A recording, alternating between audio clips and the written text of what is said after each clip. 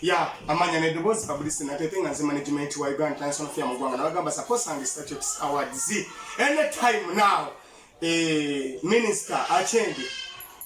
mbutufu kumachasa sezamu ageze na gamba ati banasi from Uganda because they preferred now because COVID-19 I wanted the big until they break my powers the peoples nchobula de COVID-19 boyongedde nadala mbasobozi nadala mu bifebi olukale ne begin to disrupt my capital business at that time now tusaba government nga tena batugala kaka unga mboza kakyaliyo kubanga any time now publicity natete mboza akaunga kakyaliyo kubanga naiza n'ekintu kiri discomfort akaunga kakyaliyo okutuza mu lockdown but have it now to do mbaka ngaba yogedde minister na you can believe in that people even to action now to do so that is publicity natete management wa International Film Gwanga bye.